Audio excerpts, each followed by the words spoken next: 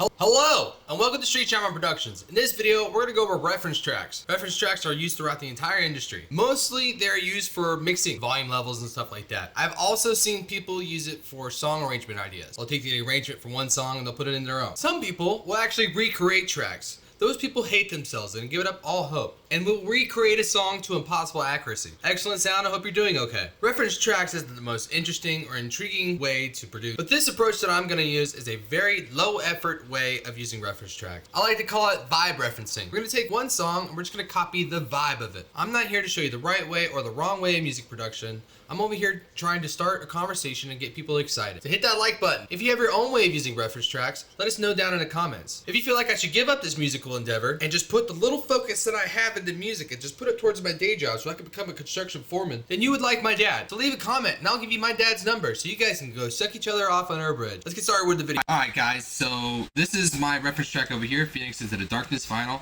I don't want to get copyright strike, so I might play a couple bits here and there, but I'm not going to play the whole thing. If you guys want to hear the whole thing, I will look in the YouTube description to find the link for the project file, because I will be putting that here so you guys can see what's going on here. So at the beginning of this, there's a lot of risers and impacts and stuff. I would actually get that stuff down first.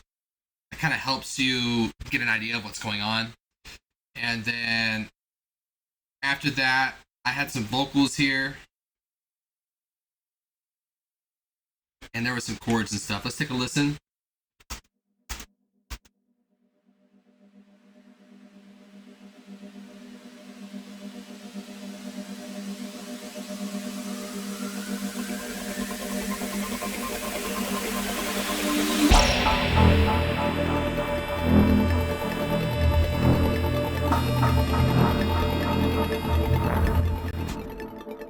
So there's just some arpeggiators, some chords and stuff.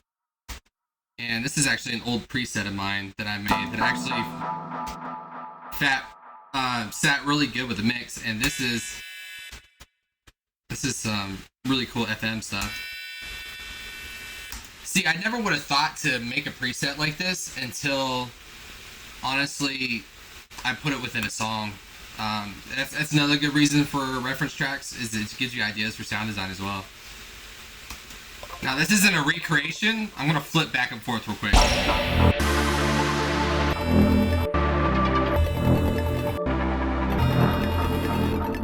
Yeah, you hear that?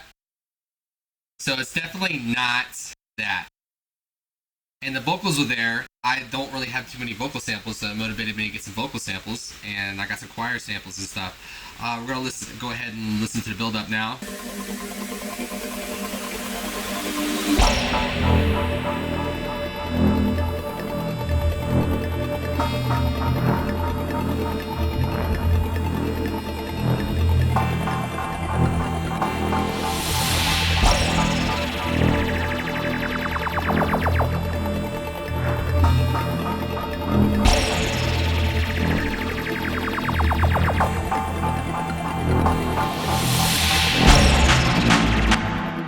Alright, so here's what's going on over here. This is the build up. It's basically was just kick, snare, snare, snare, kick, snare, snare, snare, and then it just did double time, then quadruple time. That is easy enough for you to copy. I mean, I would do that. One of the things that I got here is a hit from one of the drops over here. I took a sample from one of the drops and I actually found that it fit really good over here. And so I used that as an impact layer.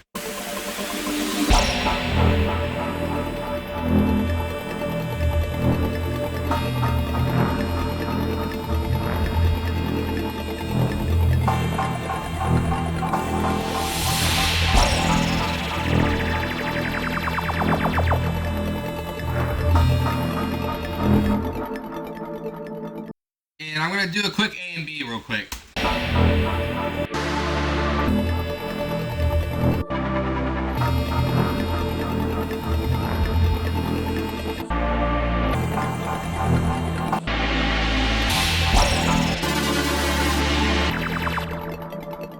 So if you hear the A-B, I'm not actually copying the song verbatim, but I am actually hitting like the critical hits, the stuff that gets the listener kind of engaged.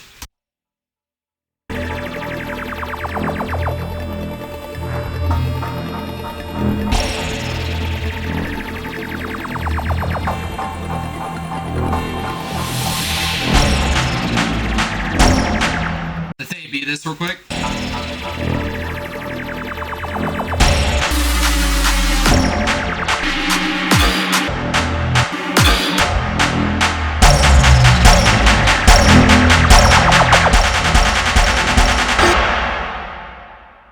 And whenever I did this song, I found out there was a pre-drop vocal, and then there was a little bit of a pre-drop, and then there was a drop. So here's my pre-drop vocal, and here's my pre-drop over here, and there was a little bit of a riser at the end of it. And just kind of did some of that. So let's see what's going on over here.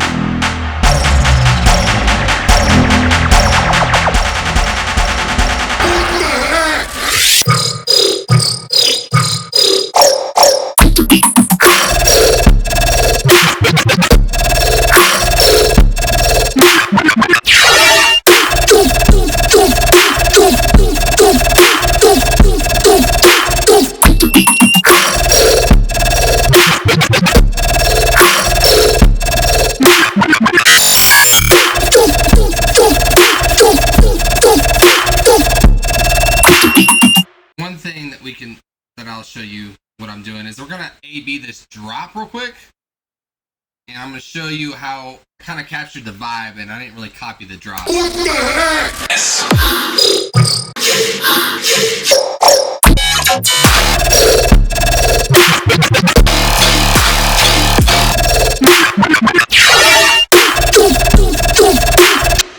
If you heard that, yeah, it's completely different, but I did take the hits of it and the rhythm and like the pretty much like the vibe of it, you know what I mean? I took the hits of it, and then now I got what I got.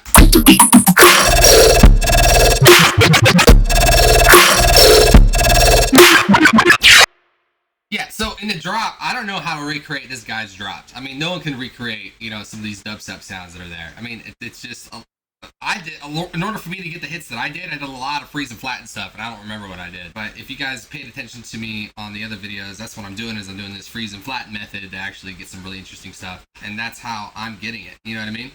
Okay, what I'm doing with, just to let you guys know, this song itself is clipping, okay?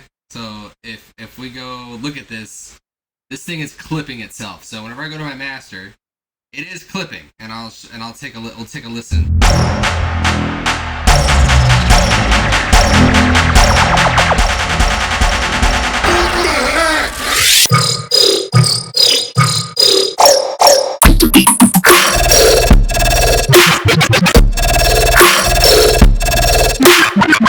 All right, so it's going plus 0 dB, and that's fine because on this recording, check this out. It actually, don't worry about it. You know what I mean? Don't worry about it. Because whenever we're worried about it going past 0 dB, we're worried about it getting clipped. But this isn't actually getting clipped.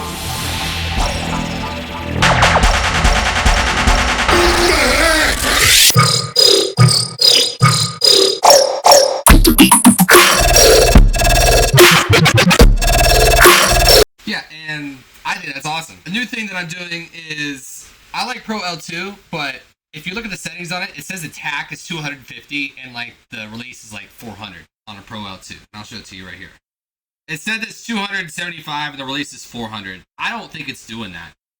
I have a theory. I feel like the settings are similar to that, you know? But then it actually limits it afterwards. What I think what it does is actually clipping. And so people nowadays are actually kind of clipping a little bit into their music. They're clipping into your music. Yeah, you know? That's what I'm doing here. I'm trying not to get too heavy with it, as I'm clipping with 6 dB. And that's how I'm like kind of doing it. And I like that sound that it does when it gets past 0 dB. This is an artistical choice. Don't get mad at me. If it goes past 0 dB and it clips after you render it, I mean, I don't see what the problem is. I absolutely don't see what the problem is. Yes, it's aggressive, but like, that's my whole art form. You know what I mean? That's the whole intention of this song, is to go incredibly in your face, obnoxiously loud. That's the whole vibe. So if it's clipping out. Anyway, so let's listen to the song by itself one last time.